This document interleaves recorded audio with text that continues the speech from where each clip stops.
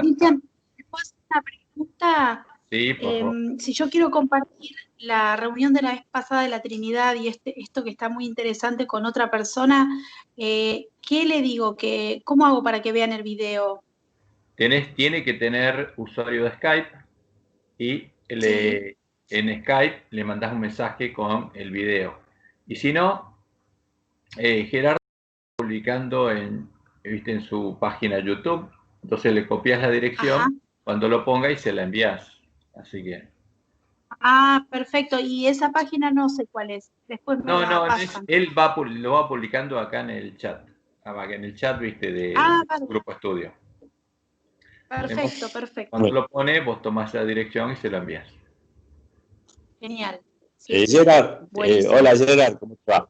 Después la vez pasada me mandaste una grabación muy buena, pues yo no lo puedo levantar bien de Skype, no me resulta, me aparece de a pedacitos y se me traba. Es que hay que tener En una cambio, buena conexión para que poder bajarlo entero. claro, bueno, el otro día me lo mandó Gerardo, me mandó 2 grabaciones muy buenas y la verdad que ya las guardé y con eso estoy trabajando. Así que si lo llegás a tener, la de la lección anterior, la lección, lo que estudiamos la semana pasada de esto de Claverí, te lo voy a agradecer. Eso está bueno. Te está escuchando Gerardo, así que bueno. Gracias, Gerardo, gracias. Bueno, vamos entonces a retomar el tema con Claverí. Entonces, el sábado dejamos cuando él está hablando de Shema Israel, diciendo que se podía llegar a entender lo que no se puede llegar a entender ahí. Entonces, vamos a ver. Entonces, aquí está Pablo Claverí, lo vamos a ampliar, tomando lo que dice Deuteronomio 6.4. Oye Israel, Jehová nuestro Dios, Jehová uno. Él no está, como él dice, es correcto, pero está hablando de Jehová, y Jehová Ejad, no Adonai Ejad. Jehová, Yahvé Ejad. Entonces, ¿qué quiere decir eso? Entonces, la palabra Ejad justamente puede tener varios significados, pero lo que significa es que todas las personas que aparecen en la frase son uno. O sea, todo lo que se enumera en la frase es uno. Si algo no aparece en la frase, no forma parte de esa, como podemos decir, unidad, uno. Entonces, pero por eso cuando dice, oye Israel, Yahvé, nuestro Dios, Yahvé, uno, quiere decir que Jehová es uno. Y que con él, como lo dice claramente después, no hay otro. Entonces, si hubiera dicho aquí, oye Israel, el Padre, el Espíritu Santo y el Hijo, uno, entonces, ¿qué quiere decir? Bueno, ahí está definiendo la Trinidad. ¿Qué quiere decir eso? Que los tres son uno, esa es la Trinidad. Pero acá no aparece eso. Entonces, el único que aparece es una persona y es Yahvé. Te está diciendo, Yahvé es uno y no hay otro fuera de él, como Jesús lo entiende. Entonces, lo que tratan de hacer es distorsionar esto, pero sin sentido porque es un verso, porque no tiene un sustento ni idiomático ni en el resto del Antiguo Testamento, porque Jehová es claro cuando habla de sí mismo. Entonces, cuando dice Shema Israel, Yahvé Eloheinu, Yahvé Ejad, ¿qué quiere decir eso? Que Yahvé es uno y chao, se acabó, como él lo dice, y que con él no hay otros dioses. Entonces, como Dios nos dijo que tenemos que estudiar la Biblia, tenemos que poner todos los pasajes donde Dios habla de sí mismo juntos, y ahí está claro. Acá están tratando de distorsionar algo que no se puede hacer y que es irracional. Entonces, ya vimos que Elohim o Eloheinu se puede traducir como plural, porque simplemente es el término Dios genérico, que puede referirse a los dioses paganos o a Yahvé, porque el término es el mismo. Se puede referir al Dios de Babilonia o al Dios de Israel. ¿Ves? Entonces acá viene el verso, dice Ejad, uno, indica unidad compuesta. Mentira, porque para que indique unidad compuesta, tienen que estar identificadas las personas que forman parte de su unidad. De acá solo aparece Yahvé, y está diciendo acá que Yahvé es uno, y ya está. No hay una unidad compuesta, porque no aparece otro sujeto aparte de Yahvé. Entonces acá no indica pluralidad. Entonces, esto no tiene sentido. Entonces vamos a seguir con los argumentos que no son de Claverí, son los que crearon los jesuitas, porque el Claverí está repitiendo el mismo verso que repite Roma y todos los teólogos de todas las universidades. Es el mismo, exactamente el mismo verso. Cuando uno empieza a escuchar a un teólogo adventista y toma justamente un tratado de teología de Roma o un tratado de teología de las iglesias caídas, y todos dicen lo mismo, todo es el mismo verso, pero no tiene un sustento en la palabra de Dios ni en la palabra de Dios en lo escrito. O sea, todo esto que dice acá no tiene sentido, porque es contrario justamente a la gramática hebrea. Adonai, o sea, el Señor, uno. Así es como literalmente se traduce este texto. Lo interesante... No dice el Señor uno, dice Yahvé uno, ¿no? Entonces acá está torciendo incluso el hebreo, porque dice Yahvé uno. No dice Adonai, dice Yahvé, no dice el Señor, ¿no? Dice Yahvé. Que el término Ejad indica unidad, puede. Entonces fíjense, acá puede, esto está claro, esto es verdad, puede. Pero para que indique unidad tiene que haber en la frase, como lo explican claramente la gramática hebrea, otras personas. Entonces, ahora vamos a ver en la Biblia la palabra Ejad. Entonces, cuando aparecen varias personas y al final se dice Ejad, quiere decir que son uno, ¿no? Ahora, son una unidad de algo, o sea, son un grupo, son una familia, son algo. Pero cuando aparece un solo nombre, está diciendo que esa persona únicamente es una, que forma parte de esa unidad. En esa unidad está solamente esa persona. Y aquí aparece solo Yahvé. Indicar unidad compuesta, o sea, una pluralidad, a diferencia del término Yashir, que implica unicidad, es decir, singularidad. No puede venir más de un solo ente en el término Yashir, pero en el término Ejad puede incluir más de una persona en esa unidad, es decir, indica más unidad que unicidad. Y esto lo vemos en Génesis 2:24. Si vamos a la siguiente diapositiva, lo utiliza en el contexto de cuando Dios anuncia el matrimonio. Dice, por tanto dejará el hombre a su padre y a su madre, y se unirá a su mujer, y serán una sola carne. Ahí. Entonces fíjense, ¿qué dice acá? Acá está definido, serán una, ¿qué cosa? Una sola carne, o sea, está hablando de carne. Entonces acá hay dos personas. Y vamos a leer Génesis, porque justamente tratan de distorsionar nuestros teólogos y los de Roma y todos esto, pero cuando uno va a Génesis, vamos a Génesis, vamos a leer Génesis, y vamos a leer en su contexto como Dios dijo que hay que leer su palabra. Entonces vamos a, acá está la Biblia.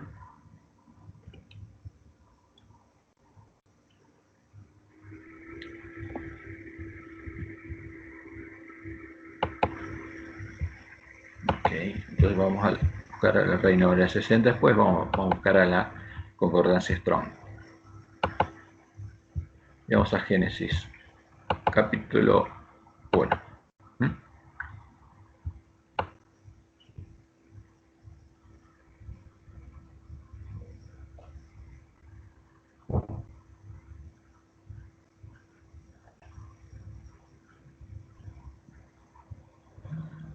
Entonces vamos al Génesis 1:21. Fíjense, y creó Dios, verbo singular. ¿Quién creó? Él.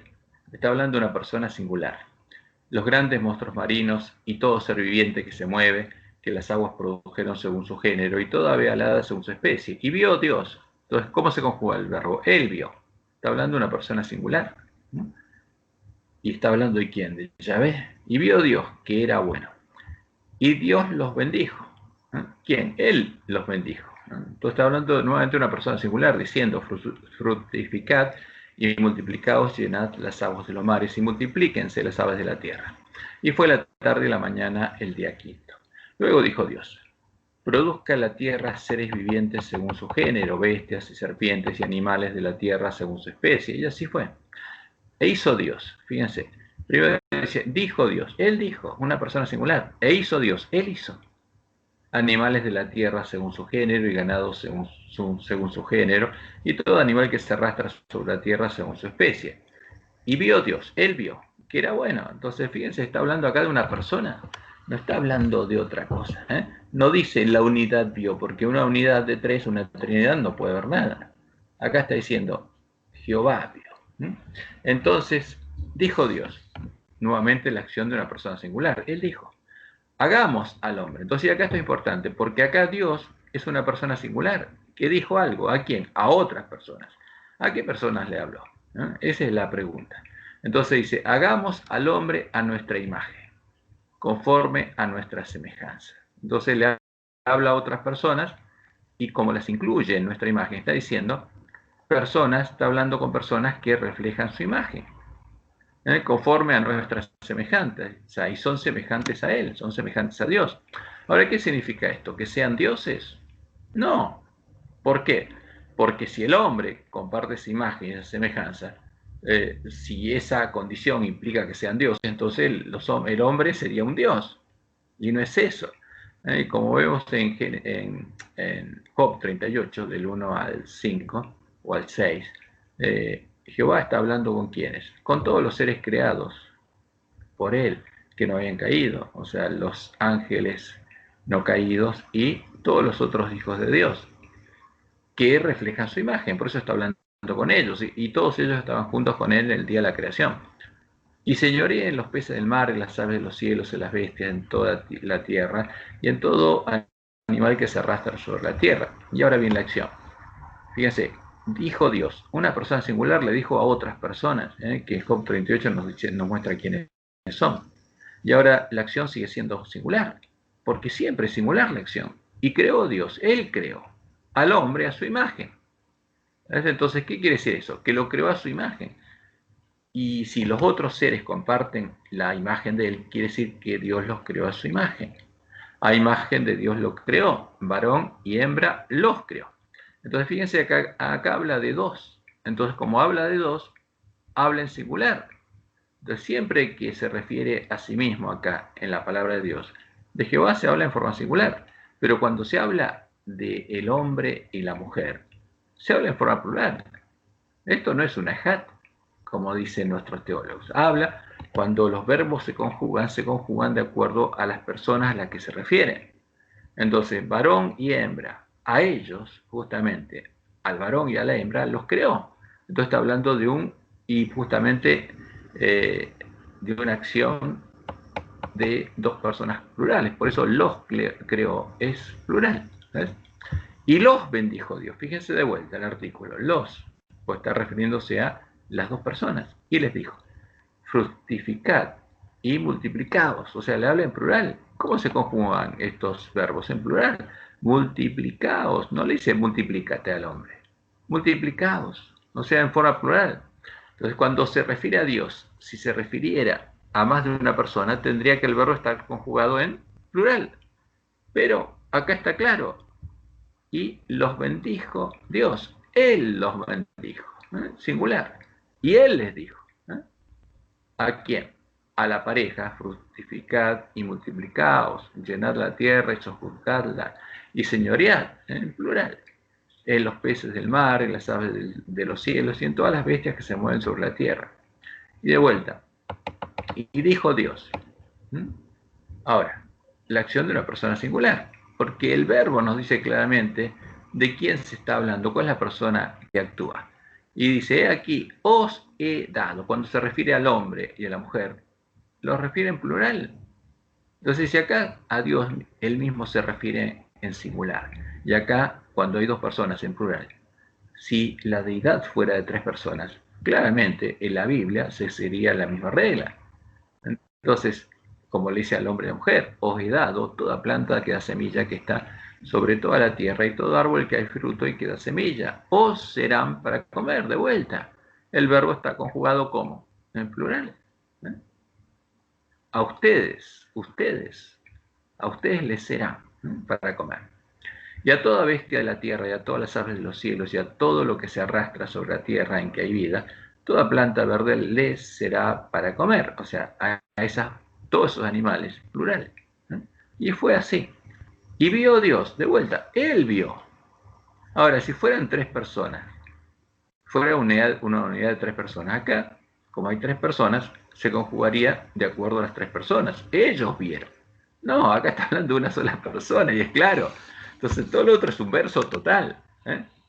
Es un relato que no tiene sentido cuando uno analiza la sintaxis en que está escrito el texto. Y vio Dios, él vio, una persona singular, todo lo que había hecho, y aquí que era bueno en gran manera, y fue la tarde y la mañana el día sexto. Ahora es muy claro esto. Cuando se habla de Adán y Eva, que hay dos personas, los verbos se conjugan en plural, y los artículos están en plural. Y en cambio, siempre que se habla de Dios, es singular. El artículo y el verbo son singulares. Por eso, no tiene sentido lo que están diciendo, porque quieren torcer las reglas de la gramática, que no se pueden torcer. Es claro lo que dice el texto. Entonces, simplemente están torciendo lo que no tiene sentido. Están diciendo algo que es irracional, porque cuando el lenguaje pierde su sintaxis, deja de tener unas reglas claras, se vuelve irracional. Pero el lenguaje no es así. Lo que es irracional es el argumento que presenta. Entonces sigamos un poco con lo que dice acá. Y cuando dice serán una, se utiliza precisamente el término ejad. Entonces vamos a Génesis 2:24, ya que está, porque esto le puede servir a alguien, a algún teólogo que le metió en la cabeza todas estas cosas y cree que es verdad. Entonces vamos a analizar racionalmente esto para mostrarle, si algún teólogo lo ve, de qué se trata esto, ¿no? Entonces Génesis 2:24 dice, por tanto dejará el hombre a su padre y a su madre y se unirá a su mujer, y serán, ¿qué cosa? Una sola carne. Entonces acá el ejad se aplica a carne, no al hombre y a la mujer. Una sola carne, pero vamos a verlo con la referencia Strong a la palabra ejad. Y serán una sola carne. Entonces, la palabra una es ejad, que es el hebreo 259. ¿Y qué significa ejad? Lo vamos a agrandar.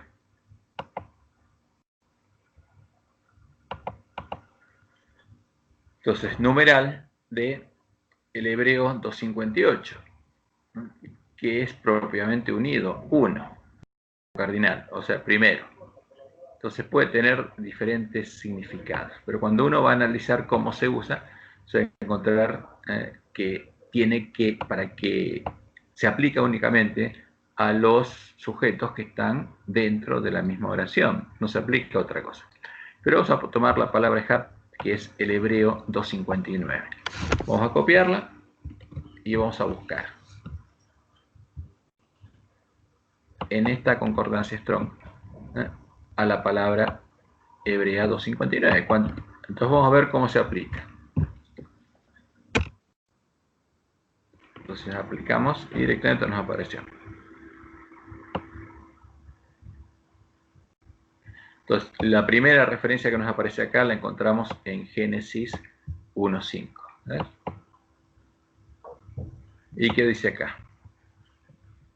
Entonces, y llamó Dios a la luz día, y a las tinieblas llamó noche. Y fue la tarde y la mañana un día. Entonces fíjense que está diciendo que la tarde y la mañana que aparecen acá, los dos son, ¿qué cosa? Un día.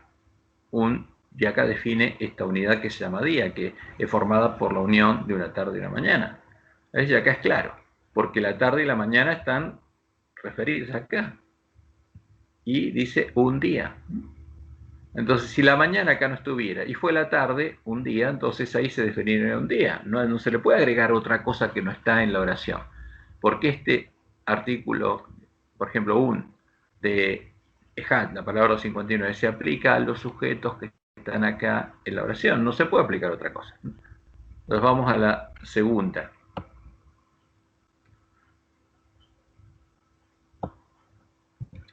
Vamos a Génesis 1:9, la segunda parte que aparece ejad y se traduce como un, no se dice como una unidad. Dijo también Dios, júntense las aguas que están debajo de los cielos en un lugar. ¿Y cuál es la palabra? Ejad. ¿Y qué quiere decir? Un. Claramente es un. En un lugar, uno, no varios. O sea, no es la unidad de otras cosas, es simplemente quiere decir uno. Y eso está claro. Vamos a otro ejemplo. Entonces vamos a Génesis 2:11. Fíjense, si ve la letrita chica acá, si lo leo de acá más fácil, así nos vamos buscándolo para analizarlos todos más rápido. ¿Ven Génesis 2:11 aquí? ¿O es muy chico para ustedes? Un poquito chico, me parece. No, yo no lo veo. No lo ves. Entonces, entonces vamos acá. Que lo veas vos. No, tiene que verlo ustedes, porque para mí no tiene sentido, es para que lo vean ustedes. Entonces vamos acá a Génesis 2:11. Entonces, el nombre del uno era Pisón. Entonces, ¿cuál es la palabra que se usa acá para uno? Fíjense. Acá, Hebreo 2:59. Ejad. ¿Qué significa uno? No una unidad de otras cosas. O sea, si siempre que se usa Ejad acá, y todos lo leen uno, era uno. Y ellos mismos lo usan en la traducción. ¿Ves? O sea, es sencillo, no es complicado. Pero si aparecen, por ejemplo, la tarde y la mañana van a ser un día, y ahí está definiendo, el día es la unidad de una tarde y una mañana. Está claro, pero si dice solamente uno, que simplemente es uno, cuando dice Yahvé uno, quiere decir que es uno. Entonces, por eso hay que, cuando uno empieza a ver, analizar, vamos paso por pasito. Veamos los ejemplos, cómo se usa la Biblia. Y vamos a ver cómo lo usó Jesús. Por eso es importante lo que usó Jesús. Entonces, como nosotros siempre lo vemos en el Antiguo Testamento, Jehová siempre se presenta como una sola persona. Entonces Jehová habla y se presenta como una persona singular, el gran yo soy. Y ese es el origen del monoteísmo unipersonal de los judíos, el monoteísmo unipersonal de Jesús y de los miembros de la iglesia primitiva. O sea, monoteísmo se refiere a una persona, no se refiere a unidades, porque los paganos tenían muchas trinidades. Y eso es, el que adora una trinidad es politeísmo, porque hay tres dioses. Porque si no, decimos, bueno, son tres dioses, pero es un solo Dios. Entonces, ¿qué dicen los paganos? Bueno, son miles de dioses, pero es una sola esencia. Por eso somos monoteístas.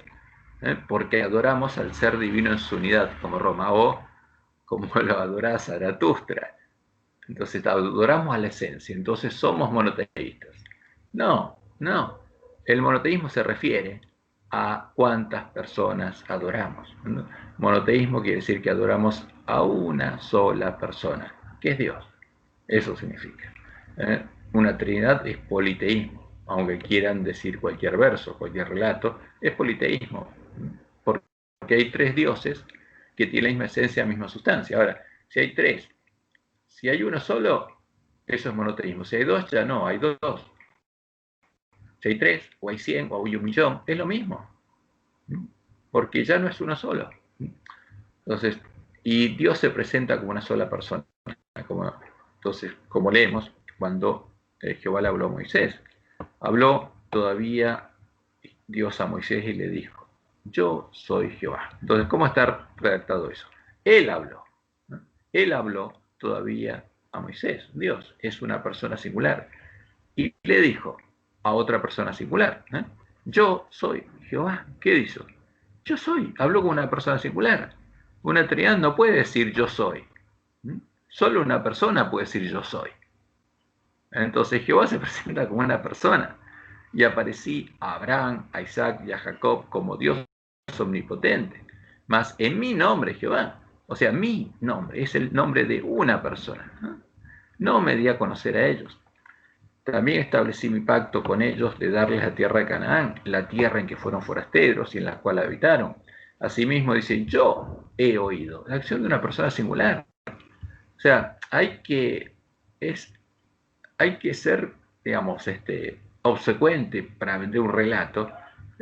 Cuando uno lee justamente que Dios se presenta a sí mismo como una persona singular. Yo he oído el gemido de los hijos de Israel, a quienes hacen servir los egipcios, y me he acordado de mi pacto. Es mío, de una persona singular. Por tanto, dirás a los hijos de Israel, yo soy Jehová, de vuelta. Entonces, ¿cómo se presenta Jehová? Yo soy Jehová. Yo soy una persona singular. Y yo os sacaré de debajo de las tareas pesadas de Egipto, y os libraré de su servidumbre, y os redimiré con brazo extendido y con juicios grandes, y os tomaré por mi pueblo, mi seré vuestro Dios, yo seré. Una persona singular. Nunca aparecen 2 o 3 personas acá hablando. Y vosotros sabréis que yo soy Jehová vuestro Dios. Ahora, eso es lo que sabía el pueblo conoce a su Dios, y como lo dice claramente la profecía de Joel, ese pueblo va a volver a conocer que Jehová es uno. Y termina diciendo, yo os daré por heredad, yo os la daré por heredad, yo, Jehová. Ahora, ¿no es claro? Por supuesto que es muy claro cuando Dios habla. Entonces, cuando Él habló y les dio los 10 mandamientos, el pueblo escuchó de su boca las palabras de Dios. ¿Qué le dijo? Y habló Dios. Él habló, una persona singular. Yo soy Jehová tu Dios. Yo, una persona. Yo soy una persona, dice Jehová. Y yo soy tu Dios. Y lo sigue siendo. Yo soy Jehová tu Dios. No tomarás el nombre de Jehová tu Dios en vano, porque no dará por inocente ¿quién? Jehová, una persona singular, al que toma su nombre en vano. Acuérdate del día de reposo para santificarlo. 6 días trabajarás y harás toda tu obra, más el 7º día reposo ¿para quién? Para Jehová, tu Dios. Porque en 6 días hizo Jehová, Él hizo, una persona singular, los cielos y la tierra, el mar y todas las cosas que en ellos hay, y reposó en el 7º día. Por tanto, Jehová, Él bendijo el día de reposo y lo santificó. ¿Y por qué adoramos a Jehová? Porque es nuestro Padre, nuestro Creador, es nuestro Dios. Y no hay otro. Entonces, por eso, en Deuteronomio, cuando Jehová dice, oye Israel, Jehová, nuestro Dios, Jehová uno es. ¿Llamarás a quién? A Jehová tu Dios. Una persona singular. De todo tu corazón y de toda tu alma y con todas tus fuerzas. Y termina diciendo, a Jehová tu Dios temerás, no tus dioses. A Jehová, una persona singular, tu Dios temerás, y a Él solo. Y más claro no puede ser, Él, una persona singular. Servirás, y por su nombre jurarás. Y cuando en el Nuevo Testamento se cita el Shema Israel, que quieren torcer nuestros teólogos, pero más que nada, yo no creo que racionalmente una persona pueda creer al verso que le presenta, si lo analiza racionalmente. Ahora, si vamos a la iglesia como hace un católico para escuchar algo que es un dogma y la iglesia tendrá razón y no lo analizamos como miembros de la iglesia de Reforma, como berianos, y entonces podemos tragarnos cualquier cosa. Entonces, acá tenemos a uno de los escribas que se acerca a Jesús y le pregunta, ¿cuál es el primer mandamiento de todos? Y Jesús le respondió, el primer mandamiento de todos es, oye Israel, Shema Israel, Yahvé, nuestro Dios, Yahvé uno, o sea, Yahvé es uno. ¿Llamarás a quién? A Yahvé tu Dios, con todo tu corazón y con toda tu alma y con toda tu mente y con todas tus fuerzas. Este es el principal mandamiento. Y el segundo es semejante, amarás a tu prójimo como a ti mismo. No hay otro mandamiento mayor que estos. Entonces el escriba le dijo, bien maestro, ¿verdad has dicho que uno es Dios? Ahora, ¿y cómo interpretaba este escriba, este judío, cuando leía el Shema Israel? Y claramente, como cualquiera que lee el hebreo y conoce las reglas, lo tiene que leer, que uno es Dios, y no hay otro fuera de quién, de Él. Está hablando de una persona singular, el Shema Israel. ¿Y qué le dice Jesús? Te equivocaste, son 3, no. Y el amarle con todo el corazón, el amarle a Él con todo el corazón y con todo el entendimiento y con todo el alma y con todas las fuerzas, y amar al prójimo como uno mismo, es más que todos los holocaustos y sacrificios. Porque los holocaustos y sacrificios simplemente eran para que ese pueblo pudiera ser perdonado. Jesús entonces, viendo que había respondido sabiamente, le dijo, ¿cómo respondió? ¿Se equivocó cuando dijo no hay otro fuera de él, de una persona singular? No, respondió sabiamente, y por eso Jesús, cuando oraba a su Padre, le dice, esta es la vida eterna, que te conozcan a ti, el único Dios verdadero, a su Padre, dice. Y Jesús le dijo, no estás lejos del reino de Dios, porque el que tiene que entrar al reino de Dios tiene que saber cuál es su Dios, tiene que conocer a Dios. Y como leemos en el Nuevo Testamento, los discípulos son claros, porque Dios es uno. Yahvé es uno. Y él, una persona singular, justificará por la fe a los de la circuncisión y por medio de la fe a los de la incircuncisión. Y el mediador no lo es de uno solo, pero Dios es uno. Ahora, Jesús es el mediador ¿con quién? Con una sola persona, con su Padre. Y ahora leemos Santiago 2:19. ¿Tú crees que Dios es uno? Por supuesto, ellos creían que Dios es uno, que Jehová es uno. Porque si eran judíos, monoteístas, adoraban una sola persona divina. ¿Tú crees que Dios es uno? Bien haces. También dice Santiago, los demonios creen y saben que Dios es uno y tiemblan. Pero ¿qué pasa? Están sujetos a su amo, el príncipe de este mundo, que quiere ser adorado, ¿no? Y tiemblan porque están debajo del príncipe de las tinieblas también. Y en Efesios 6:12 Pablo dice, porque no tenemos lucha contra carne y sangre, sino contra principados, porque son muchos, las huestes espirituales de maldad son muchos. Pero Jehová es uno, y ellos lo saben. Ese es el tema. Entonces volvamos a Pablo Claverí y vamos a seguir escuchándolo.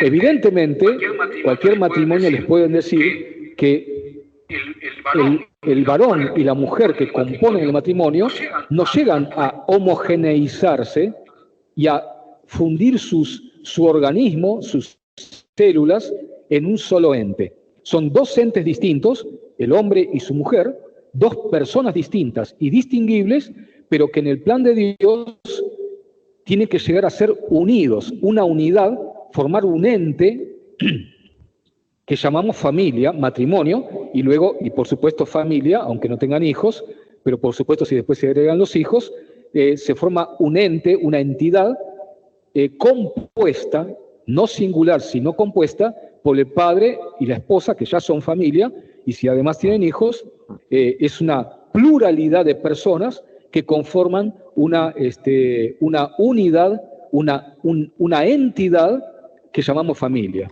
Bueno, entonces, fíjense, acá toma el ejemplo. Entonces, ¿qué es el Dios Trinidad? Una entidad, al que ellos llaman Dios la Trinidad. Pero no es una persona, es una entidad. Ahora, pero una entidad no puede hablar, no habla. Es algo abstracto, porque la familia no es una persona. Es algo que llamamos familia, es algo abstracto, pero no es una persona. ¿Puede decir yo soy la familia? No. ¿La Trinidad puede hablar? No, porque es un ente, como él dice, una entidad filosófica creada por Roma. Pero no es Jehová, porque Jehová es una persona. Por eso es claro que la Trinidad y Jehová no tienen nada que ver. El otro es un ídolo filosófico, como lo llama Elena. Justamente esta es una de las analogías que se utilizan para poder tratar, en un intento de tratar de entender la doctrina de la Trinidad. Y las analogías siempre se quedan cortas, siempre son falibles, ¿no? Estamos hablando de Dios. Algunas cuestiones... Fíjense, estamos hablando de Dios. ¿De qué Dios? Del Dios la Trinidad. Es un misterio. Ahora, ¿quién lo definió? Roma. No es un misterio que lo definió Roma. Y tampoco como lo definió, porque dice que tomó nociones de origen filosófico, etc. Y a partir de eso, que definió el dogma, es un misterio impenetrable. No, es un verso impenetrable, es un verso total. Las humanas nos pueden ayudar un poquito a tratar de comprender este misterio de la piedad, ¿verdad? El misterio de la Trinidad, pero no podemos utilizarlas como fundamento. La familia es una de las analogías que se utilizan. Así como una familia es una unidad compuesta por más de una persona, mínimamente el hombre y su esposa, Dios es, y permítame, es muy torpe el lenguaje humano, mi lenguaje humano, para expresar esto, pero Dios sería una unidad compuesta por la persona de Dios el Padre, la persona de Dios el Hijo y la persona de Dios el Espíritu Santo. Entonces fíjese, ¿de qué está hablando? No está hablando de Jehová. Está hablando de Dios sería, del Dios la Trinidad sería una unidad compuesta. Y es un concepto filosófico que no es bíblico, porque Yahvé es uno. Muy bien, avanzamos un poquito. Muy bien, aquí se habla de unidad y no de unicidad. Muy bien, aquí tenemos justamente esta unidad que yo había mencionado, ¿no? La primera columna, la Shema, Oye Israel, Jehová nuestro Dios, Jehová uno es, uno, ¿verdad? Génesis 2:24, dejará al hombre a su padre y a su madre, se unirá a su mujer y serán una sola carne. Justamente en la oración intercesora sacerdotal de Cristo, Jesús toma este concepto de alguna manera y nos habla de esta unidad que hay entre Dios el Padre y Él como modelo de la unidad, no unicidad, que tiene que haber entre nosotros como iglesia. Entonces, de vuelta, cuando Jesús aquí habla y dice yo y Yahvé, el Padre, uno somos, no está hablando de una unidad que es un Dios. Está hablando Jesucristo hombre. Y está diciendo yo y el Padre, uno somos. ¿Qué significa eso? Está diciendo que cuando ellos entiendan, como dice Isaías 8, 13 y 14, cuál es la piedra de tropiezo, que es Jehová, entenderían, y Él es el renuevo de Jehová. Pero es un árbol, uno somos. Pero no son dos personas que son Dios. Ese es el verso de Roma. No tiene sentido lo que está diciendo. Cuando Él dice uno somos, ¿qué quiere decir? No somos una unidad de dos dioses, de dos personas que son Dios. Ese es un verso. Está hablando Jesucristo hombre, como dice Pablo claramente en 2 Timoteo 2:5. Para nosotros dice, hay un solo Dios, nuestro Padre, y un solo mediador entre Dios y los hombres, Jesucristo, hombre, y lo aclara. No dos que son Dios, hay uno solo, y es Yahvé. Ahora fíjense, después va a hablar de la oración, que está en 1 Juan 17:11. Y ya no estoy en el mundo, mas esto está en el mundo, y yo voy a ti, Padre Santo. ¿A quién le habla? A una persona, a Jehová. A los que me has dado, dice, guárdalos en tu nombre. ¿Y a quién le pide que los guarde? A Jehová. Porque como Jehová cuidó a Jesús y lo guió, tiene que darnos a nosotros. Y acá está hablando Jesús a su Padre. Por eso nos dice, subo a mi Padre y a vuestro Padre, a mi Dios y a vuestro Dios, pues está hablando de sus hermanos. Y guárdalos en tu nombre para que sean uno, así como nosotros. ¿Qué quiere decir eso? Entonces, porque acá no hay que cortarlo en Juan 17:11. Vamos a ver qué dice en el contexto. Vamos a salir de acá y vamos a Juan 17.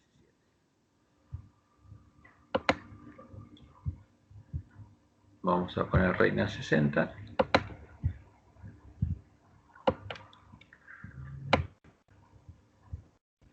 Vamos a Juan 17.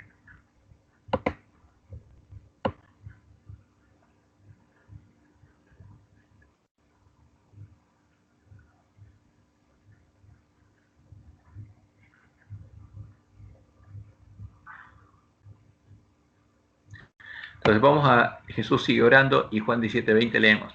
Mas no ruego solamente por esto, sino también por los que han de creer en mí por la palabra de ellos. Porque ellos serán los testigos. Justamente ellos iban los que iban a continuar el evangelio, predicando el evangelio de la reconciliación. O sea, el verdadero evangelio, el ministerio de la reconciliación, lo iban a ejercer ellos. Y sigue diciendo Jesús, para que todos sean uno. ¿Y qué significa? Y ahora Jesús lo explica. Como tú, oh Padre, en mí y yo en ti. Ahora, ¿por qué Jesús era uno con su Padre? Porque era el templo de Jehová, porque Jehová estaba morando en él. Y acá estaba orando, ¿para qué? Para que pase lo mismo con nosotros. ¿Y a quién le ora? A su Padre, para que su Padre haga con nosotros lo mismo que hacía con él. Y dice, como tú, oh Padre, en mí, que moras en mí, y yo en ti, estoy unido a ti, que también ellos sean uno en nosotros. Entonces fíjense, cuando Jesús habla de él y el Padre, habla de nosotros. Uno en nosotros, porque son dos personas. Está Jehová y está el varón cuyo nombre se renueva, que a pesar de ser el mismo hombre, son dos personas. Está Dios y está Jesucristo hombre. Pero dice Jesús, para que ellos sean uno en nosotros. O sea, para que la unidad que Jesús tenía con su Padre, ahora nosotros la tengamos con ellos dos. Eso es lo que está diciendo Jesús. ¿Por qué? Porque cuando Dios viniera a morar en nosotros, Jesús también vendría, porque esa es la promesa. Porque cuando fuera edificado el templo del nuevo pacto y Dios pusiera su trono en ese templo, a su lado se sentaría su siervo del renuevo. Y para eso Jesucristo hombre tenía que ser glorificado. para ser omnipresente y estar donde estuviera Jehová. Por eso, como en Apocalipsis 5 se nos muestra ese cordero que tiene 7 cuernos y 7 ojos, que son los 7 espíritus de Dios enviados por toda la tierra. Un cordero omnipresente y omnisciente, porque fue glorificado para que donde está el Espíritu de Dios, Él también pudiera estar. Entonces, que sean uno, oh Padre, para que todos sean uno, como tú, oh Padre, en mí y yo en ti, que también ellos sean uno, para que el mundo crea que tú me enviaste. O sea, ¿por qué va a creer el mundo, como Jesús lo dijo? Si tuviéramos nosotros el amor que Él tuvo por nosotros. ¿Y cómo puede lograrse eso? Si nosotros y nuestro Padre y Él somos uno, porque Dios tiene que venir a morar a nosotros y nos tiene que transformar a imagen de Jesús. De eso está hablando Jesús. Esa unidad es la unidad de los hijos de Dios, que son hechos parte del reino de Dios, porque Dios viene a morar en ellos, y la relación que cada uno de ellos tiene es con el mismo Dios y con el mismo Jesús. Entonces, por eso están unidos ¿a quién? A la cabeza de la iglesia y a su Padre, ¿no? Esa es la unidad de la que Jesús habla. Pero volvamos acá a Pablo, a ver qué dice. Dice Jesús en esa oración al Padre: y ya no estoy en el mundo, mas estos están en el mundo, y yo voy a ti, Padre Santo. Voy a ti, Padre Santo, a los que me has dado, guárdalos en tu nombre, para que sean uno, así como nosotros. Siguiente texto, que está en la última columna, dice: mas no ruego solamente por estos, sino también por los que han de creer en mí por la palabra de estos, para que todos sean uno. Como tú, oh Padre, en mí y yo en ti, que también ellos sean uno en nosotros. Es muy claro esto. Nosotros como iglesia tenemos que ser uno, pero sin embargo no perdemos nuestra personalidad. Ahora, bien, lo importante es esto. Nosotros tenemos que ser uno. ¿Con quién? Con el Padre y con el Hijo. Podemos ser una iglesia, como Roma es una. Podemos ser uno, pero Jesús no estaba orando para eso, no estaba orando para que haya un grupo unido. Estaba orando para que existiera, le está orando su Padre, no a nosotros. Y le está orando su Padre ¿para qué? Para que Él haga la obra en nosotros, que nos permitiría ser uno con ellos. Uno en nosotros, como dice Jesús.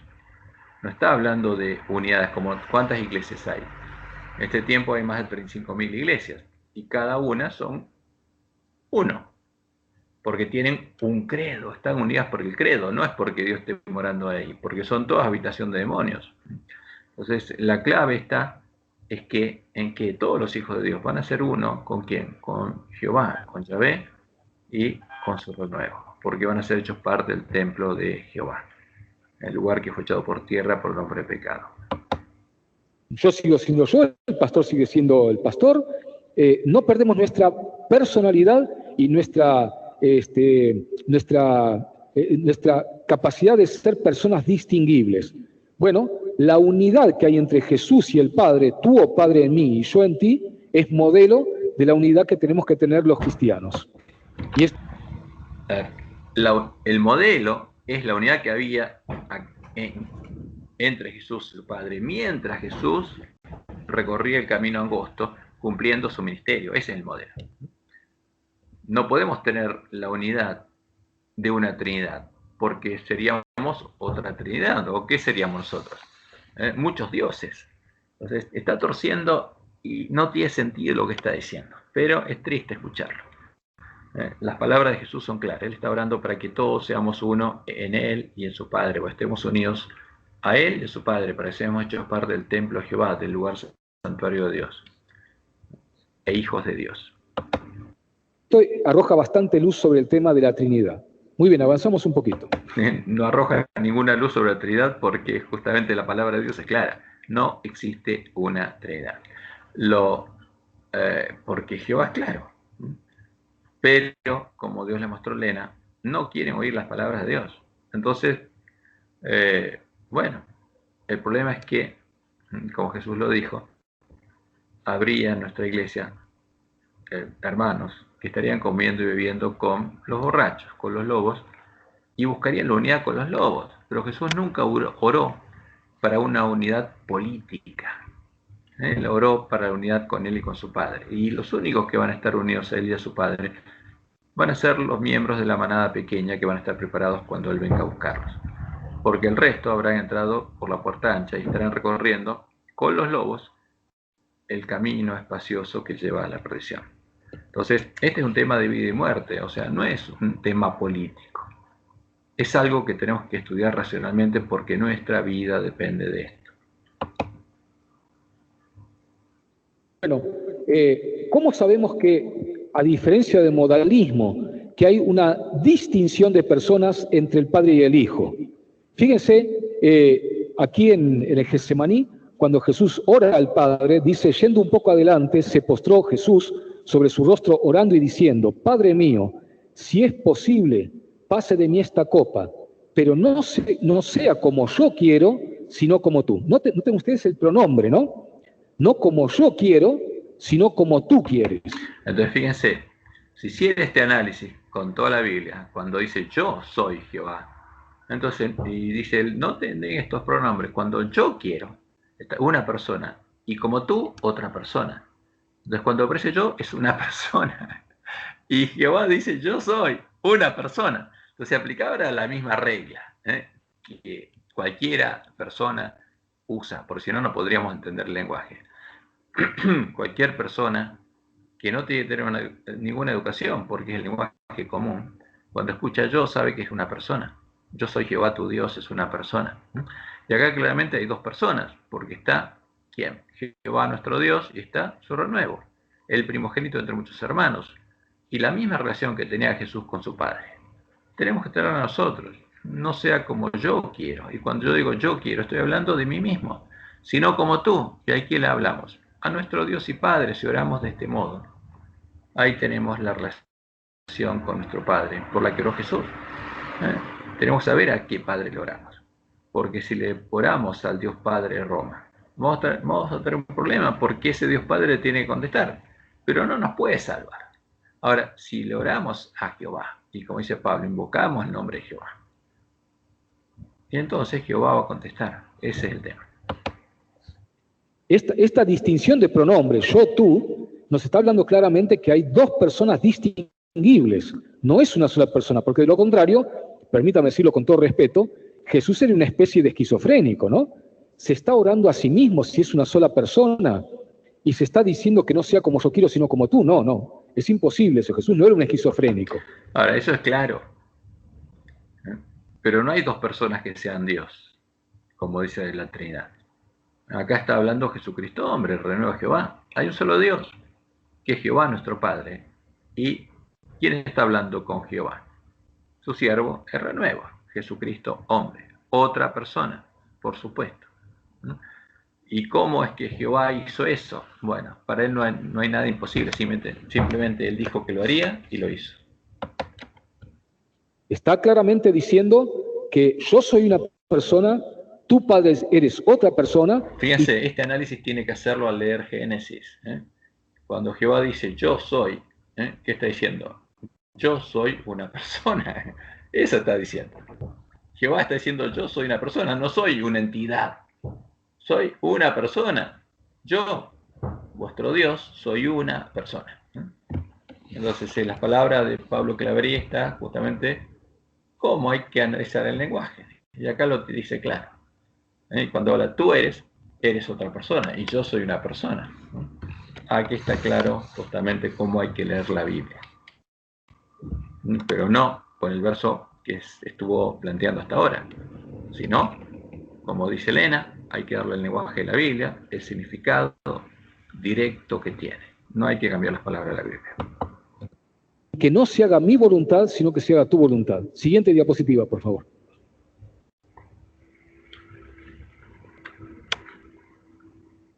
Jesús, porque he descendido del cielo no para hacer mi voluntad, sino la voluntad del que me envió. Claramente, dos personas distinguibles. No quiero hacer mi voluntad, sino la voluntad del Padre. El tercer texto dice, pero luego que todas, bueno, esto es un texto de San Pablo, 1 Corintios, dice, luego que todas las cosas le estén sujetas a Cristo, entonces también el Hijo mismo se sujetará al que le sujetó a él todas las cosas para que Dios sea todo todo en todos. Es decir, aún en la eternidad, Jesús se va a sujetar a Dios el Padre, se va a subordinar a Dios el Padre. Y Jesús no se va a subordinar, el verdadero Jesús, al Dios Padre de la Trinidad. Lo que está diciendo acá es que cuando todo el mundo entienda y conozca que Jesucristo es Jehová el Señor, ya no va a haber diferencia, ¿eh? O sea, van a ver a Jehová como uno y van a entender quién es Jesús. Y como los miembros de la Iglesia primitiva, van a reconocer y van a dar testimonio que Jesucristo es Jehová el Señor, que se hizo hombre para salvarnos y que ese es el misterio de la piedad. En este sentido, quiero hacer una aclaración conceptual también, ¿no? Es cierto que en la Biblia aparece Jesús como subordinado al Padre. Eso es así.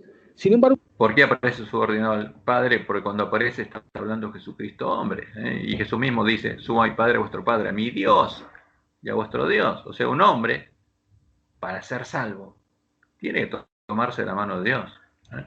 Y Jesús hacía la voluntad de su Padre, como nosotros tenemos que hacer la voluntad de su Padre, la voluntad de Yahvé, la voluntad de nuestro Dios.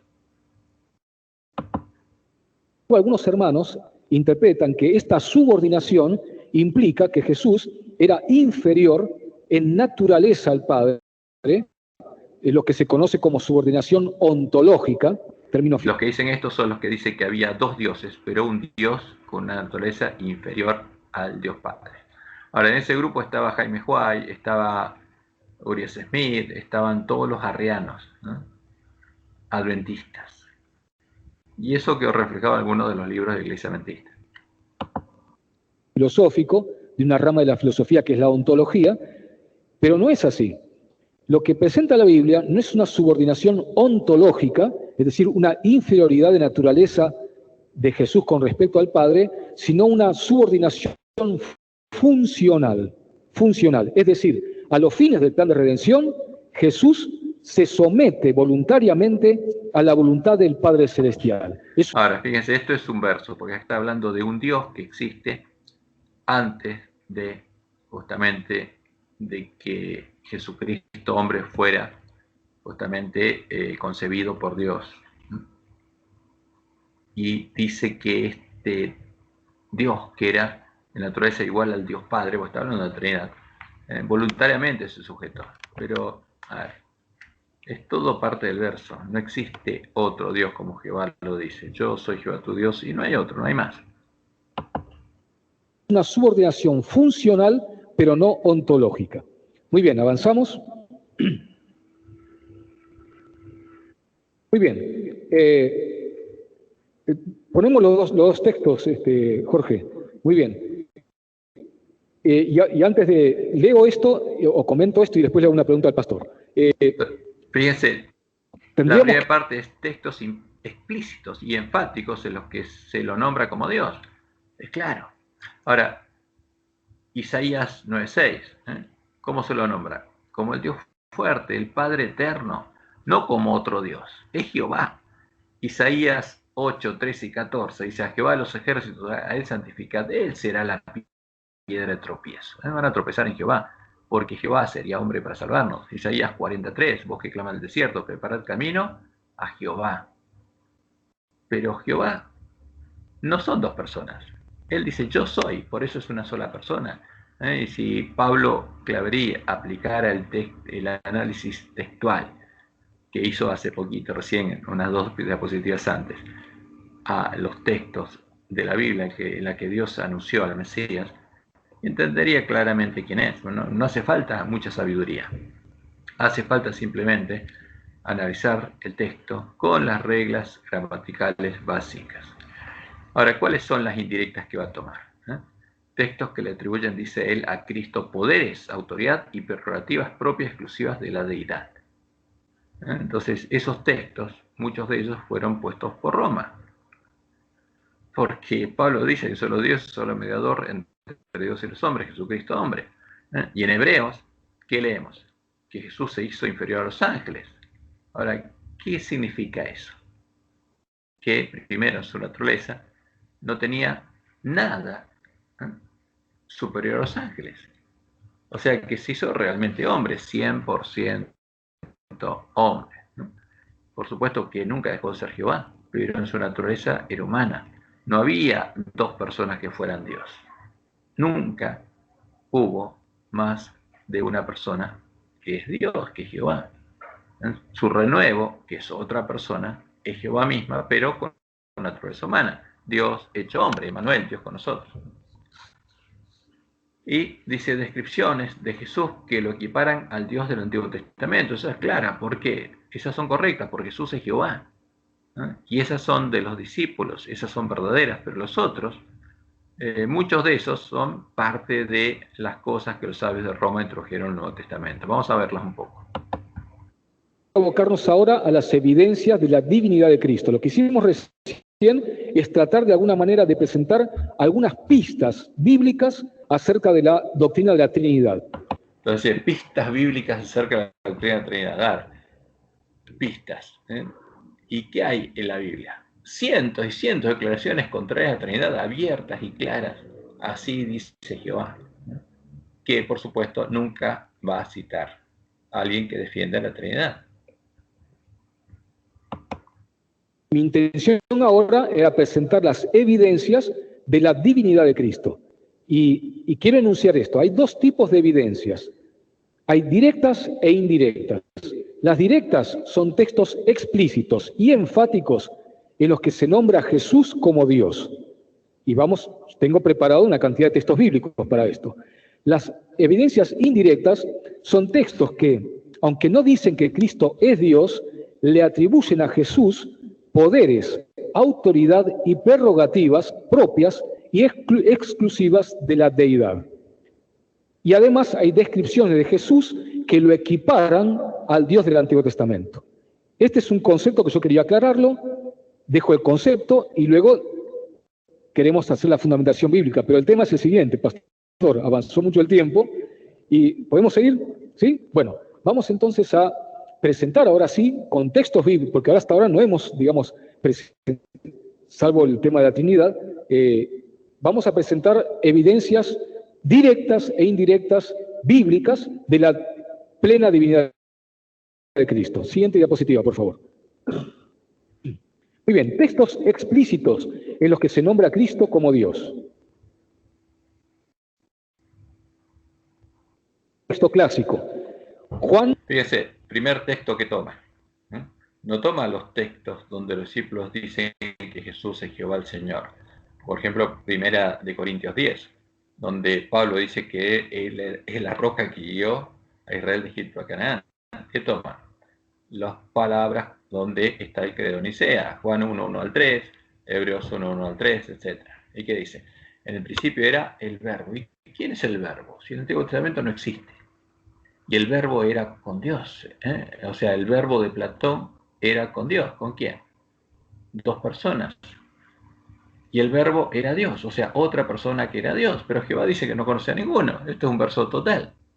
Este era en el principio con Dios. Este es el credo de Nicea. Son las palabras, estas son puras, palabras puras de los sabios de Roma. Y que son contrarias a todo, así dice Jehová. 1 del 1 al 3. Es muy interesante que San Juan presenta este texto como introducción a su evangelio, y tanto su evangelio como las 3 epístolas que escribe, uno encuentra una intencionalidad de Juan inspirado por el Espíritu Santo. Esta es la intencionalidad de Jerónimo y los sabios de Roma, no inspirado por el verdadero Espíritu Santo, sino por el Espíritu Santo que habita en Roma, que los guió a establecer dogmas, este dogma. Porque esta es la imagen de ¿quién? Del príncipe de este mundo, porque está adorando al Jesús que es la puerta ancha y el camino espacioso que lleva a la perdición. No es Jehová, y no es el renuevo Jehová el que aparece aquí. De afirmar dos cosas sobre Jesús: la plena divinidad de Cristo y la plena humanidad de Cristo. ¿Y por qué lo hace? Porque ya en los días de Juan y anteriormente, y también los días de Pablo, se había empezado a infiltrar en la iglesia cristiana una herejía llamada gnosticismo, con una de sus versiones más duras, llamada docetismo, que decía que, basada en la filosofía griega, por eso decía que el gran error de la gran El gran error de la teología medieval fue subordinar la Biblia al pensamiento filosófico, especialmente el pensamiento griego. ¿Y la Trinidad qué es? ¿No viene del pensamiento griego? Roma misma dice que tomó esos conceptos filosóficos de los griegos. Sí. Es increíble lo que uno puede escuchar de Pablo Claverie. Esta herejía gnosticismo decía que Dios es tan puro, tan santo, que no puede contaminarse con la materia. A ver, esa herejía es la de Platón. Y el concepto del verbo viene de ahí, porque hablaba de un Dios que no se contaminaba con la materia y que usaba agentes. Entonces el verbo fue el agente, justamente, que ese Dios, ideado en su mente por Platón, porque él inventó este concepto de los dioses agentes, fue el agente creador, como aparece acá y como aparece en hebreo. El verbo, ¿quién es? El agente creador de ese Dios que no se contaminaba con la materia. Y lo increíble, lo que está diciendo, lo tiene ahí al lado, lo está presentando, y está tratando de decir que los docetistas, los trinitarios, Roma es el que introdujo ese concepto ahí, de ese Dios que es agente, el verbo o el agente creador. Dios vive en una estratosfera ajena al mundo material y no puede contaminarse. Por lo tanto, según el gnosticismo, había dos posibilidades con respecto a Jesús. O no era Dios y era solamente un hombre en el cual descansaba el poder de Dios. Esta herejía más adelante se llamó adopcionismo, la idea de que Jesús era un hombre común y corriente, pero que fue ungido por el Espíritu Santo y adoptado por Dios bajo la unción del Espíritu Santo. Entonces, esa sí que es una herejía. ¿Por qué? Porque Dios a un hombre lo transformó en otro Dios. Por eso hay una Trinidad. ¿Por qué?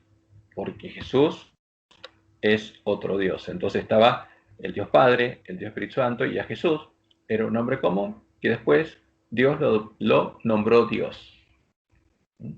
Es algo parecido a lo que existe en la historia de redención cuando se ve que a Jesús, al que los ángeles no adoraban, en un momento determinado se lo determinó que los ángeles tenían que adorarlo. Ese es un concepto erróneo arrastrado por nuestros pioneros de los paganos y los papistas. Con lo cual negaba la divinidad de Cristo, y la otra versión, el docetismo, decía que Cristo era divino, pero que como no podía contaminarse con la materia, había adoptado solamente una apariencia divina, una apariencia de hombre, una especie de fantasma, ¿no?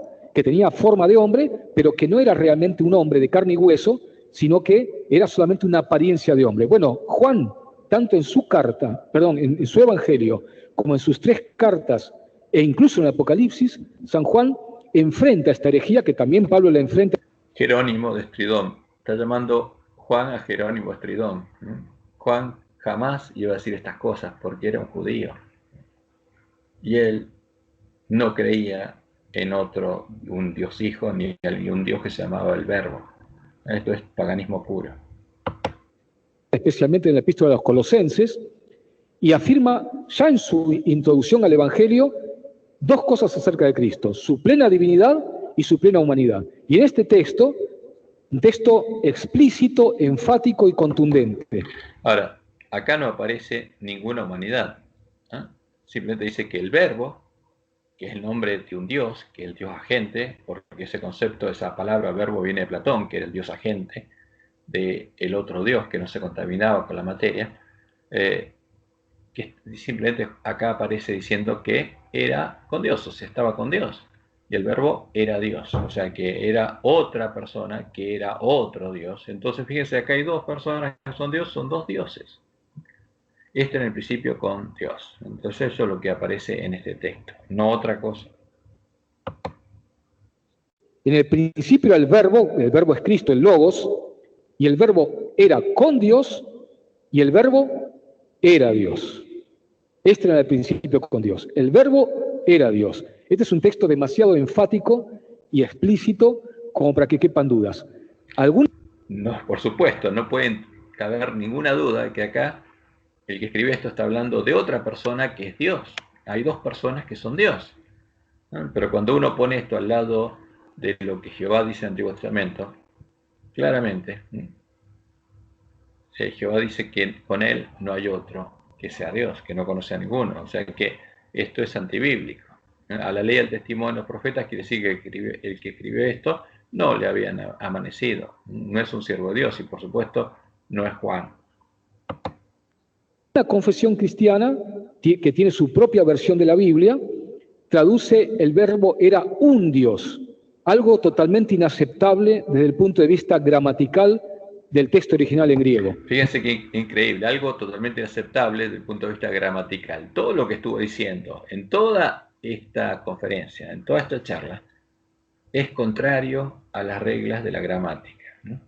Ahora, los que ponen eso era un Dios son los testigos, lo que se llama llamar testigos de Jehová, que también son guiados por lobos vestidos de oveja, porque no son testigos del Dios de Israel. Es otra cosa que no creó Dios ese movimiento, porque, bueno, las cosas que dicen son increíbles, pero se hacen llamar y se llaman testigos de Jehová. No hay ningún lingüista serio. Increíble, lingüista serio. Y es increíble. A ver, es increíble oír esto, de una persona que estuvo tratando de torcer todas las reglas de la gramática y la lingüística. Que conozca el griego del Nuevo Testamento, que pueda decir que es admisible colocar que el verbo era un Dios. El texto griego claramente dice el verbo era Dios. Muy bien, siguiente diapositiva. Romanos 9:5, hablando de Cristo, dice, del pueblo judío, dice, de quienes son los patriarcas y de los cuales, según la carne, vino Cristo, el cual es Dios sobre todas las cosas, bendito por los siglos. Amén. Entonces, ¿a qué está citando acá? Pablo está citando claramente lo que dice el Antiguo Testamento. Por ejemplo, Isaías 9:6. ¿Quién es Cristo? Es Dios sobre todas las cosas, porque es el Dios fuerte, es el Padre eterno, ¿no? Y lo dice en 1 Timoteo 3:6, ese es el misterio de la piedad. ¿Quién? Dios, el único Dios verdadero, Jehová, se hizo hombre. Y esto es claro. O sea, Jesús, ¿quién es? Es Jehová. Ahora, ¿pero cómo estaba acá? Como hombre. Pablo nunca habla de dos dioses, de dos personas que sean Dios. Es claro, para nosotros hay un solo Dios, ¿quién? Jehová. Y un solo mediador entre Dios y los hombres, Jesucristo hombre, el Mesías, el primogénito entre muchos hermanos. Texto explícito, enfático, contundente. Cristo es Dios sobre todas las cosas. Claro, Cristo es Jehová, pero jamás lo va a decir él. Nunca van a reconocer justamente los que no quieren adorar a Jehová que Jesucristo es Jehová. Están dando vueltas para decir otra cosa. Muy bien, siguiente texto. Filipenses 2, texto precioso, que habla de la kenosis de Cristo, el vaciamiento de Jesús, ¿no? Es de la kenosis de Cristo, términos filosóficos. Ahora, esto también no lo escribió Pablo, porque él dice que para nosotros es un solo Dios, el Padre, entonces jamás puede llegar a escribir esto. Allá pues en vosotros sentir que hubo también Cristo Jesús, el cual, y esta parte incluyeron, siendo en forma de Dios. ¿Cómo? Siendo en forma de Dios, no estimó el ser igual a Dios. O sea, acá hay dos personas claramente. Una persona que es igual a Dios y que tiene forma de Dios. Pero Pablo jamás pudo haber escrito esto, porque él era un judío que sabía que había un solo Dios, el Dios de Israel, y que nunca hubo otro que fuera Dios. Esto es de los sabios de Roma, siendo en forma morfé de Dios, y que era igual a Dios. Es el credo de Nicea. Como modelo de la humildad que tenemos que cultivar los cristianos. Dice, haya pues en vosotros vengo con un catarro desde hace unos días, no tengo COVID, ya me hice el hisopado, así que quédense tranquilos, pero tengo con un catarro, así que voy a toser un poquito. Dice San Pablo, inspirado por el Espíritu Santo, haya pues en... No inspirado por el Espíritu Santo, este es un sabio de Roma. Por eso Dios nos mostró, primero nos dijo en el Apocalipsis lo que había pasado, que estaríamos leyendo a los cadáveres de los dos testigos, y por medio de Elena nos mostró que fueron los sabios de Roma los que cambiaron las palabras de la Biblia para reflejar sus doctrinas, sus dogmas. Vosotros este sentir que hubo también en Cristo Jesús, el cual, siendo en forma de Dios, no estimó el ser igual a Dios como cosa a que aferrarse. Aquí dice San Pablo que Cristo, siendo en forma, y alguno puede decir, bueno, forma es apariencia, ¿no? No. El término griego, aquí lo puse entre paréntesis, el término griego es morfé, que se utiliza y que fue traducido como forma. Y la palabra morfé no significa apariencia, sino modo de ser, forma de ser. Entonces, fíjense, esto es importante. Aunque esto no estaba en la Biblia, lo que él está diciendo es cómo tenemos que leer la forma morfé, forma de ser. Ahora, el autor quiere decir que era forma de ser como Dios. Y después vamos a ver que cuando Jesús se hace hombre, se hizo realmente hombre, porque la palabra que se usa es la misma.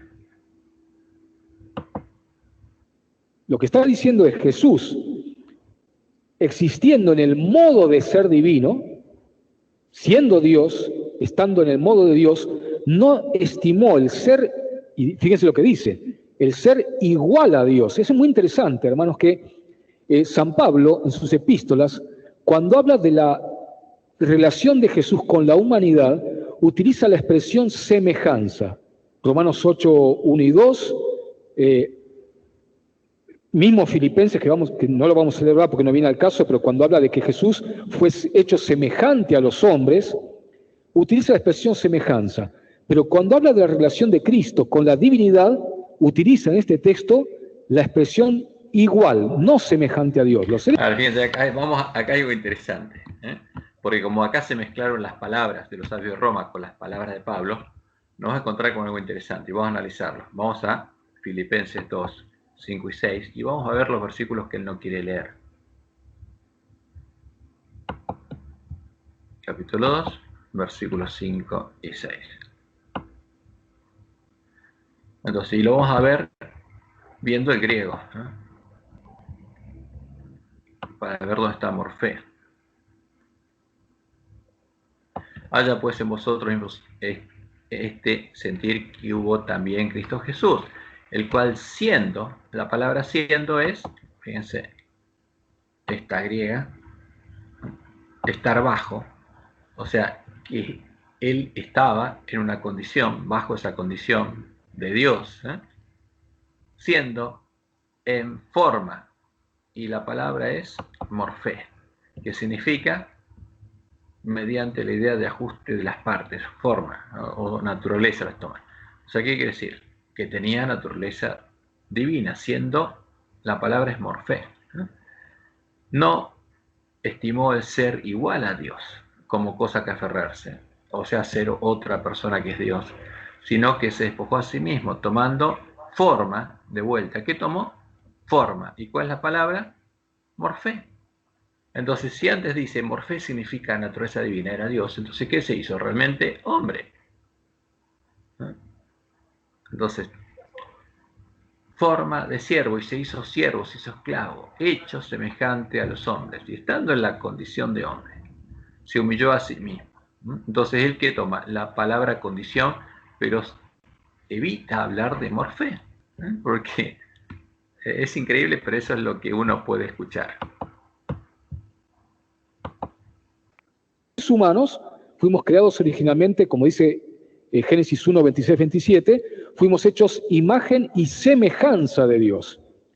Pero Cristo, dice aquí, no es que era semejante a Dios, sino que era igual a Dios. Entonces, si morfé quiere decir igual a Dios, quiere decir cuando Jesús tomó forma de hombre, morfé, quiere decir que era igual a los hombres. Entonces, un Dios no puede ser igual a los hombres. Lo que está diciendo el original, que después le agregaron la parte de ahí arriba, Pablo, es que se hizo realmente hombre. Era igual a los hombres.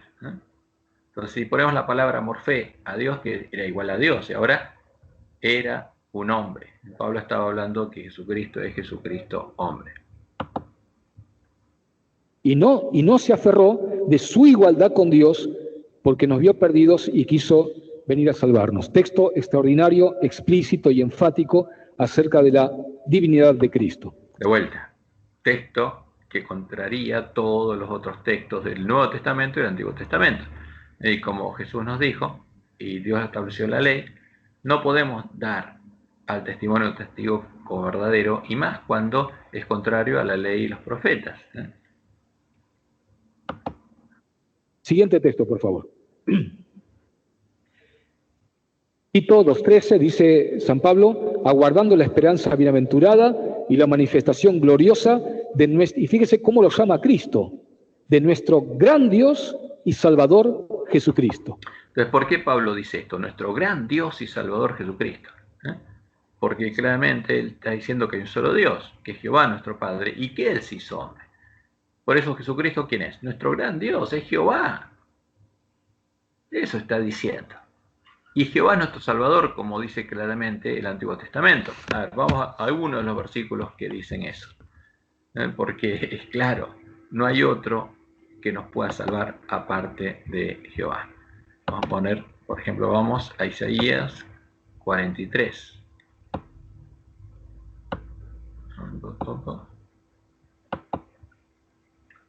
Y después pones al 44, al 45, pero...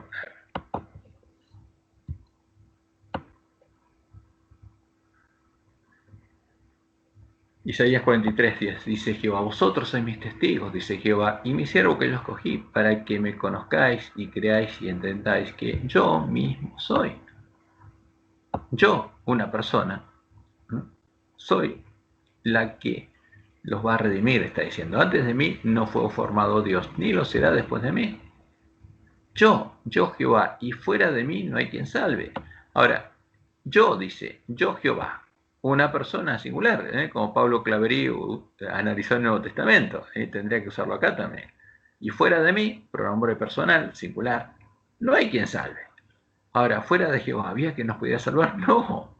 Entonces, ¿qué dice Jehová?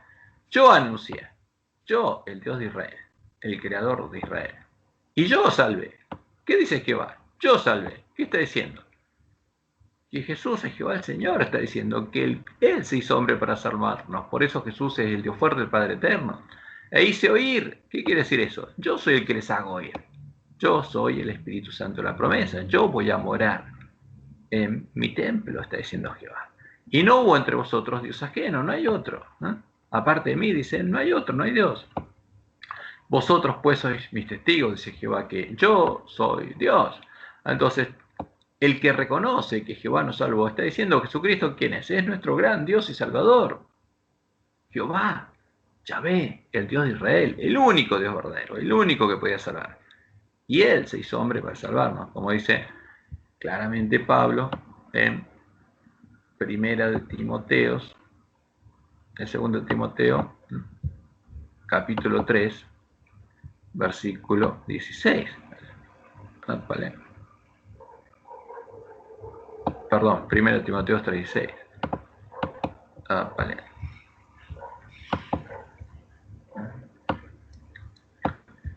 ¿Qué dice Pablo? E indiscutiblemente grande es el misterio de la piedad. Dios. ¿Qué Dios? Si para él hay un solo Dios. Fue manifestado en carne. Ahora, ¿pero cuántos dioses hay para Pablo? Vamos al capítulo 2, versículo 5. Porque hay un solo Dios. Viene a decir que hay un solo Dios. ¿Quién es Jehová? Y ese Dios fue manifestado en carne. No había otro con Dios. Dios mismo se hizo hombre. No había un Dios hijo que pudiera salvarnos. Jehová es nuestro Redentor. Él se hizo hombre. Por eso cuando Pablo habla de Jesucristo hombre, dice que es nuestro gran Dios y Salvador, que se hizo hombre. Por eso él confesaba que Jesucristo es Jehová el Señor. Y en 1 Timoteo 6 dice claramente que hay uno solo que tiene naturaleza divina y que nos puede salvar.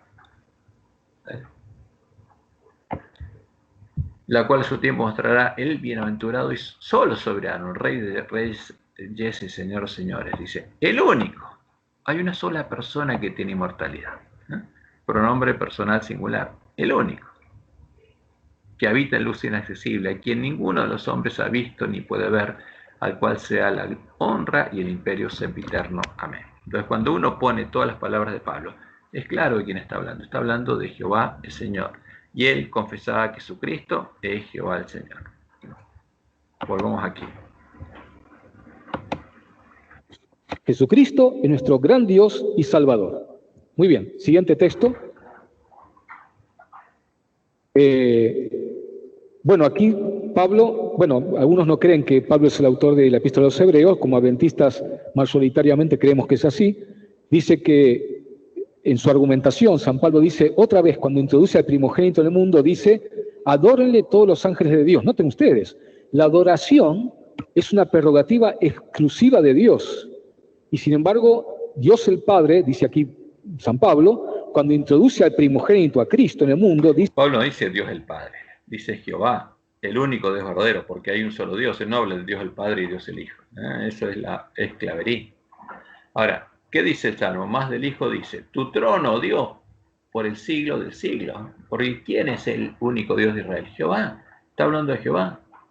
Entonces, cuando la profecía habla del Mesías, habla que Jehová justamente es nuestro Redentor. Y eso estaba citando el autor de Hebreos. Dice, adórenle todos los ángeles de Dios. Ciertamente de los ángeles dice, el que hace a sus ángeles espíritus y a sus ministros llama de fuego. Más del Hijo dice, del Hijo, el Dios el Padre dice, tu trono, oh Dios, por el siglo del siglo.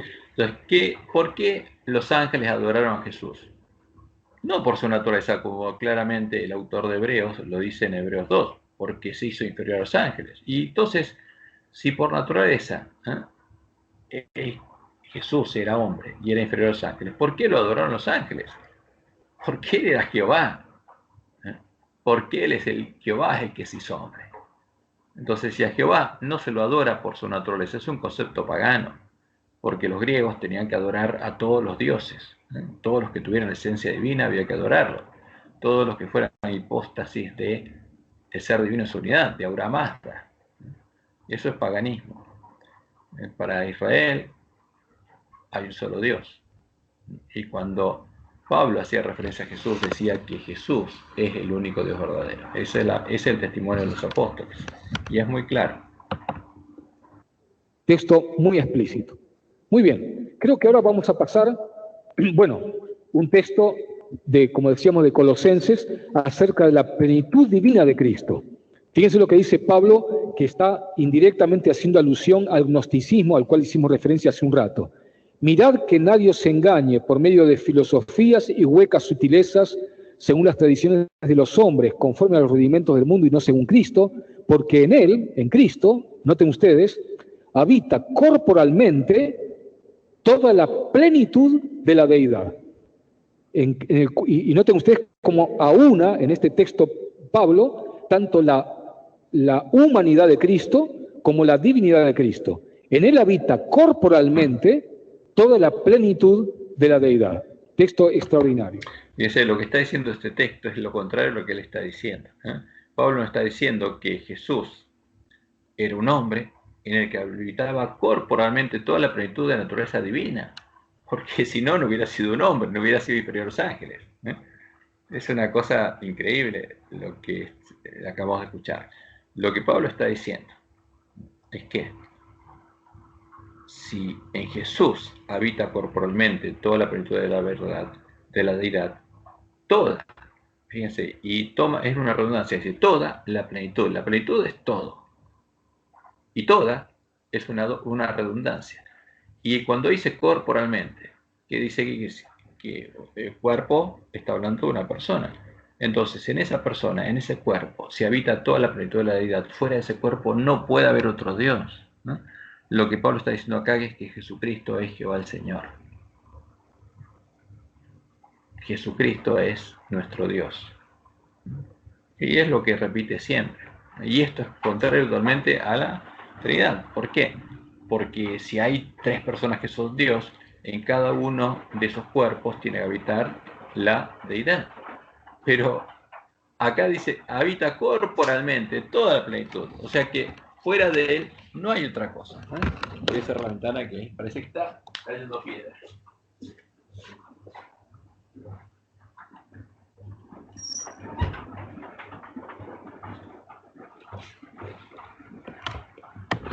Entonces, cuando uno se encuentra con esto, se da cuenta que, a ver, estos son los versículos que pueden tomar, pero si uno toma y los pone al lado de los otros apóstoles, quedan en el aire.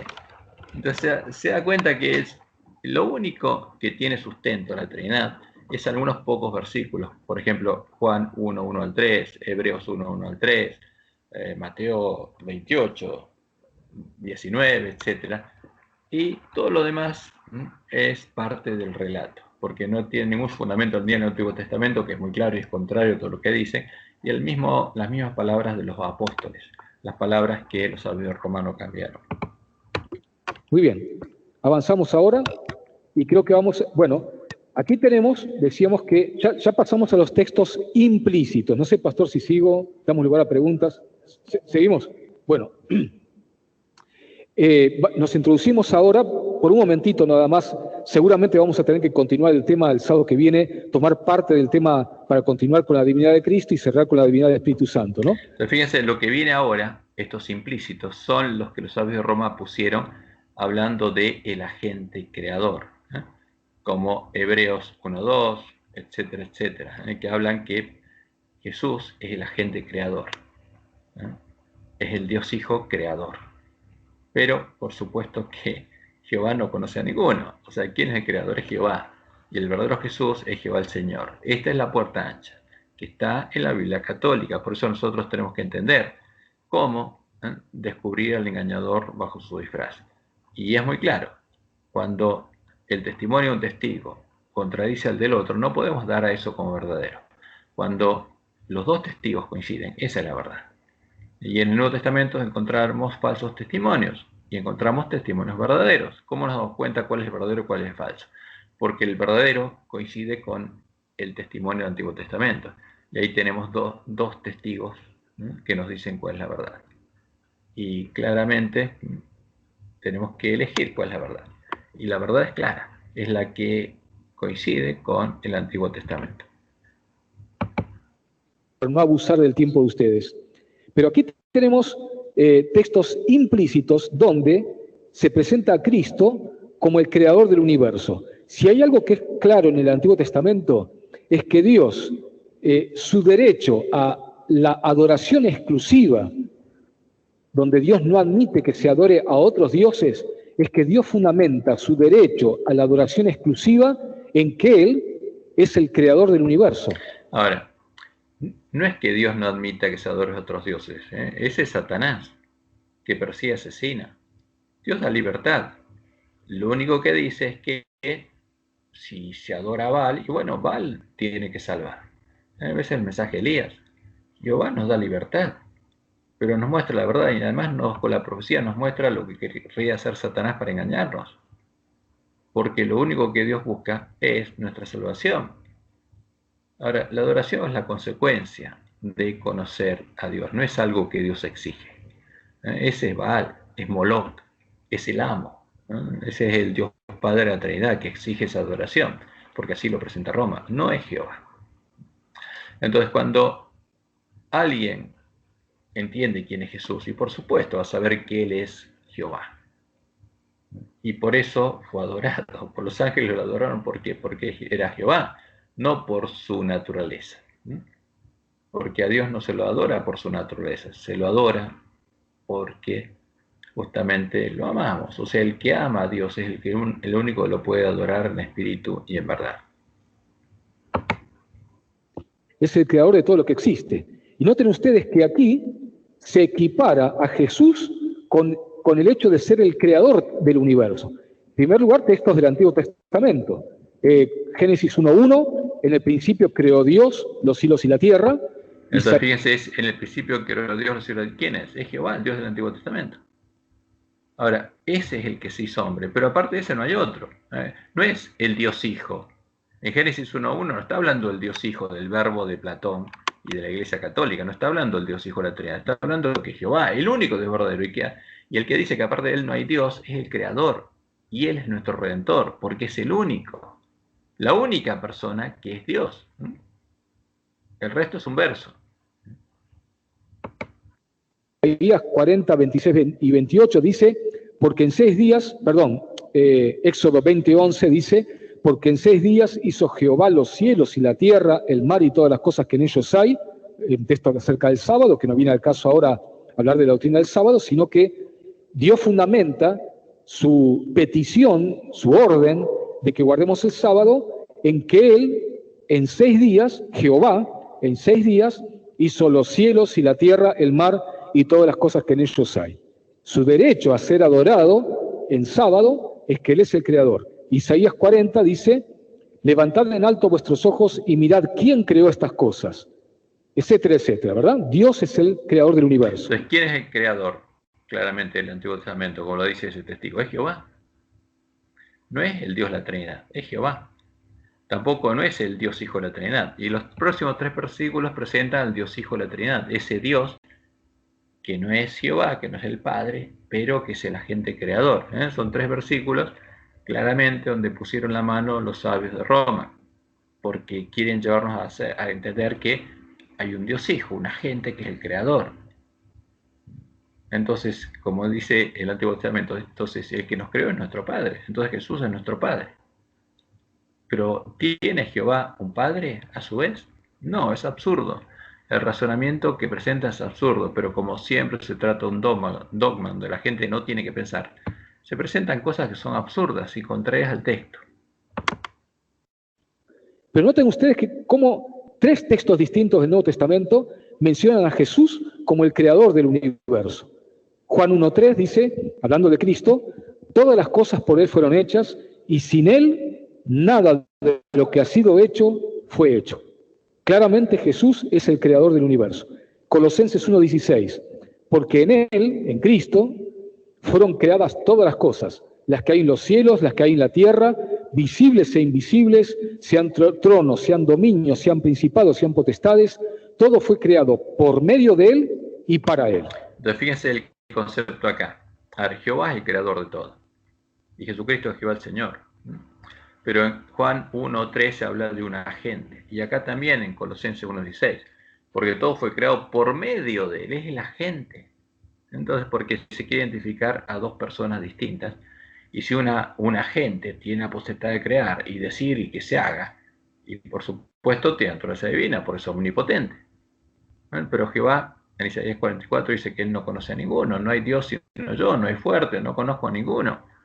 Jehová no conoce a este verbo, ni a ese agente creador que aparece en Colosenses 1.16, y por supuesto, ni a ese que aparece en Hebreos 1.2. Y el último texto que vamos a mencionar, Hebreos 1.2, dice que Dios, el Padre, en estos postreros días nos ha hablado por el Hijo, a quien constituyó heredero de todo y por quien asimismo hizo el universo. Claramente Jesús es el creador. Y si el Dios del Antiguo Testamento reclama su derecho a ser el único adorado en el hecho de que Él es el creador de todo, y en el Nuevo Testamento se dice que Jesús es el creador de todo, por carácter transitivo, en un silogismo, ¿no es cierto? Como conclusión, Jesús es el creador y por lo tanto Jesús es Dios. Muy bien, vamos a terminar mi exposición, pero vamos quizá a contestar algunas preguntas. Entonces, fíjense cómo termina. Y es increíble, pero es así. De ese modo se generan los dogmas, de ese modo se ata la mente de la gente, porque se presentaron tantas cosas y como la gente no estudió por su cuenta, no puede darse cuenta del engaño. Pero como dice Elena, nosotros tenemos que leer y enseñarle a nuestros hijos a leer y a conocer justamente, claramente las Escrituras para darnos cuenta de lo que está haciendo.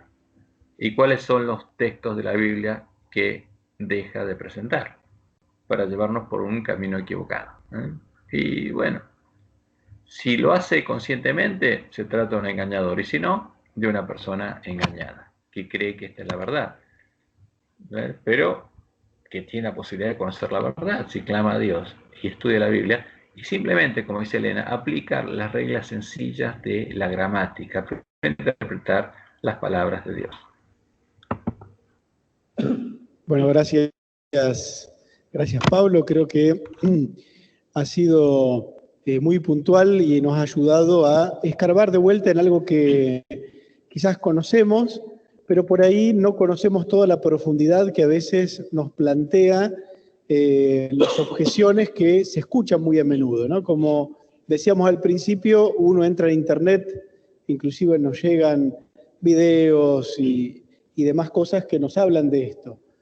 Mientras te escuchaba pensaba en lo siguiente, Pablo, qué importante es que tener un método claro al estudio de la Biblia, porque a veces espigamos ciertos textos que parecieran decir una cosa, Correcto. y en realidad no están diciendo eso, o sacados del contexto en general pueden hacernos tener una idea equivocada. Y ahí tomo lo que vos decías de cosas que son directas de la Biblia, pero también indirectas, ¿no? Entonces, es el conjunto del estudio de la palabra que me va a dar la realidad de lo que estoy viendo. Correcto, por eso que... Pero fíjense, pero lamentablemente el pastor Sardá no se dio cuenta de lo que estuvo haciendo Claverí, seleccionando y dejando de lado los textos claros y directos de la palabra de Dios.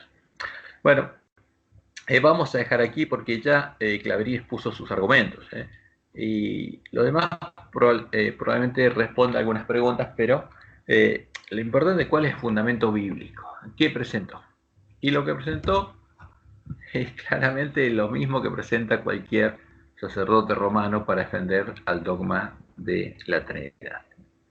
Bueno, vamos a dejar aquí y después podemos seguir con la presentación que dio el sábado pasado.